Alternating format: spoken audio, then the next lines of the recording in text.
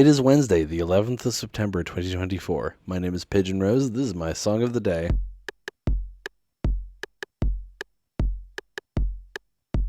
We're back again talking about Taylor Swift. Previously, I talked about Exile from the album Folklore, and we're sticking with that album because it's her best album, Fight Me. And, we're in our autumn week, and I could have done the song that has the refrain, August slips away like a bottle of wine. But no, we're doing Betty. Because this is one of my favorite songs from Folklore, and one of my favorite Taylor Swift songs in general, and it feels very autumnal to me, possibly because it has a bit of a country bent. We'll get into that. So there is a trilogy of songs on Folklore that form this love triangle story. There's a song from the perspective of each of the people in the love triangle. James, Betty, and an unnamed third person who is the narrator of the song August. There's also another person mentioned called Inez. James, Betty, and Inez are the names of Ryan Reynolds and Blake Lively's children, by the way. Fun fact. I learned this after watching Deadpool and Wolverine. There you go. Anyway, the other song is Cardigan, and Cardigan is from Betty's perspective. August is from the third person's perspective. And this song, Betty, is from James's perspective, singing to Betty. I know that sounds confusing. Don't worry about it. Anyway, the point is, this song is this guy, James, singing to Betty, as I mentioned. So keep that in mind. It'll be obvious when you listen to it what the story is. And I don't think I need to set it up any more than that. So let's just go ahead and do that. Let's listen to it now and then come back in a few minutes and talk about it.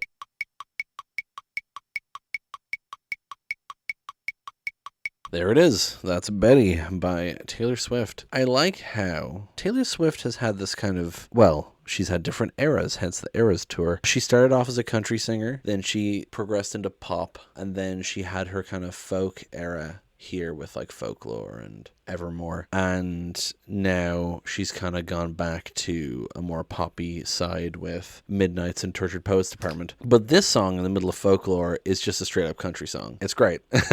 I can never be mad at a song with a pedal steel in it. I love pedal steel so much. It's like the theremin of country music.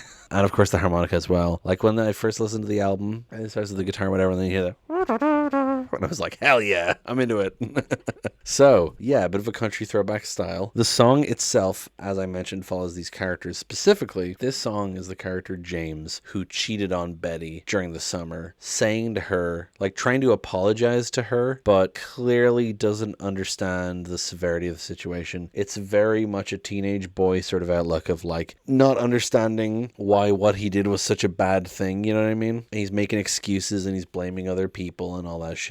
Pretty classic sort of stuff. You hate to see it. Anyway, I think it's a fascinating character study, really. Let's go through the lyrics. Betty, I won't make assumptions about why you switched your homeroom, but I think it's because of me. Betty, one time I was riding on my skateboard when I passed your house. It's like I couldn't breathe. The first bit, first of all, establishes they're in high school, but also he immediately contradicts himself. I won't make assumptions, and then he makes an assumption.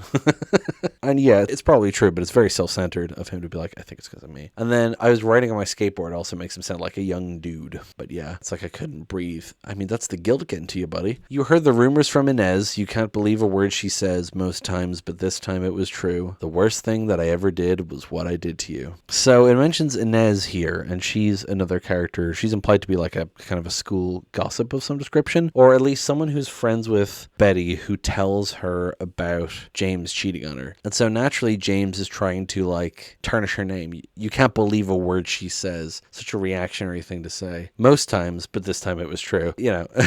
He's kind of 2 steps forward, 3 steps back. And then the worst thing that I ever did was what I did to you. He's admitting that. And then he goes into, but if I just showed up at your party, would you have me? Would you want me? Would you tell me to go fuck myself or lead me to the garden? In the garden, would you trust me if I told you it was just a summer thing? I'm only 17. I don't know anything, but I know I miss you. What a fuckboy. So he's saying like, if I just showed up at your party, would you have me? Would you want me? Like, I know that what I did was the worst thing ever, but if I just like showed up at your house, would you take me back? Or would you tell me to go fuck myself? I mean, he's self-aware enough to know that that's probably the outcome. But then he says, or lead me to the garden, which implies a private chat. It could also imply making out because privacy. In the garden, would you trust me if I told you it was just a summer thing? So he's like saying, it was just a summer thing, baby. It didn't mean anything to me. Well, that really fills me with confidence about our relationship. And then I'm only 17. I don't know anything. is so gross. Oh, I didn't know any better. You're fucking 17. You know that cheating's a bad thing to do. And then, but I know I miss you. It's not about you, James. I love that I'm like treating this like a hit piece. And then the second verse, Betty, I know where it all went wrong. Your favorite song was playing from the far side of the gym. I was nowhere to be found. I hate the crowds, you know that. Plus, I saw you dance with him. So he's talking about like presumably like a prom or something. Her favorite song was playing, but he was nowhere to be found. They couldn't dance together. I hate the crowds, you know that. Plus, I saw you dance with him. So then he's throwing like it back in her face, like, oh yeah, well, why were you if it's so bad that I cheated on you, why were you dancing with another man? So insecure. And then you get the same pre-chorus and chorus again. And then you get the bridge. I was walking home on broken cobblestones just thinking of you when she pulled up like a figment of my worst intentions. What a sentence. She said, James, get in, let's drive. Those days turned into nights. Slept next to her, but I dreamt of you all summer long. So he's talking about walking home on broken cobblestones, thinking about her, because of course that's how he frames it. I was thinking about you. And then, you know, this woman pulls up beside him and says, let's drive. I like a figment of my worst intentions. He's fully trying to like shift the blame out of it. Like, oh, she was like a nightmare. She was temptation. She's a temptress, a seductress, right? A figment of my worst intentions.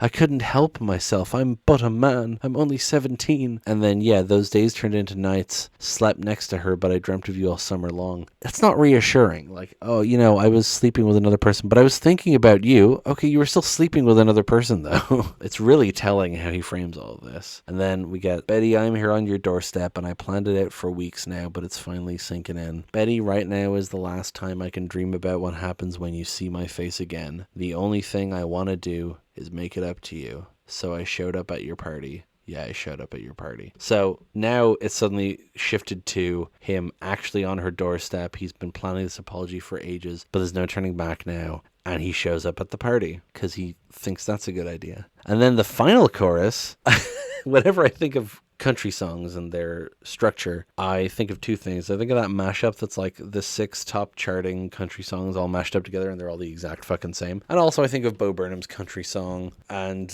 you know, before the final chorus, y'all dumb motherfuckers ready for a key change. And that's what I think of here, because then it goes into, yeah, I showed up at your party. You know, it goes up. I love it though. I love how it sounds. So anyway, yeah, I showed up at your party. Will you have me? Will you love me? Will you kiss me on the porch in front of all your stupid friends? If you kiss me, will it be just like I dreamed it? Will it patch your broken wings? I'm only 17. I don't know anything, but I know I miss you.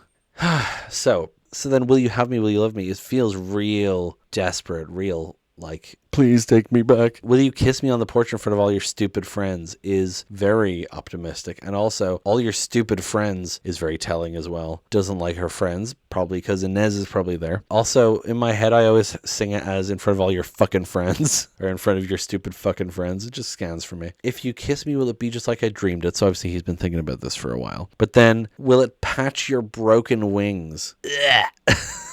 Gross. He's so like focused on the idea that he can fix this and he can fix her. Like, what I've done is hurt you and I need to fix you and then we'll be together again. It's so self-centered. It's so childish and entitled, you know. Will it patch your broken wings? What a gross thing to say. And then, yeah, the repeating of the I'm only 17. And then the outro is standing in your cardigan, kissing in my car again, stopped at a street light, you know I miss you. So the standing in your cardigan is the kind of hint that this is the same people from the song Cardigan. That song Cardigan, I should talk about that actually. I should talk about Cardigan on this show. I do really like that song. But Cardigan mentions, you know, kissing cars in downtown bars. It mentions drunk under a street light. You know, it references kind of similar things here. He's then thinking about them, like, you know, he's wearing her cardigan. They're kissing in his car. They're stopped at a street light. You know I miss you. It's so manipulative. God, what a piece of shit.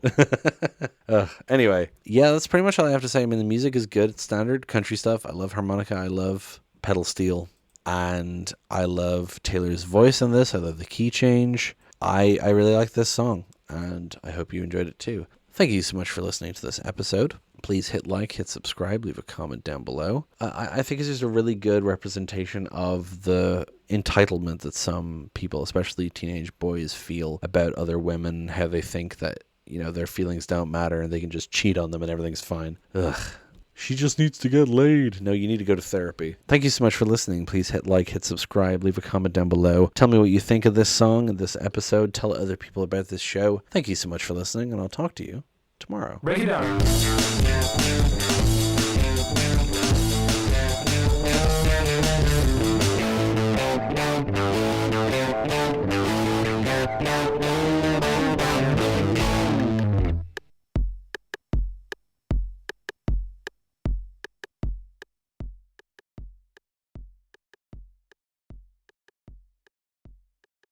It is Wednesday, the 11th of September, 2024. I'm going to record that again. Pigeon song of the day. Please take me back. Please let me win.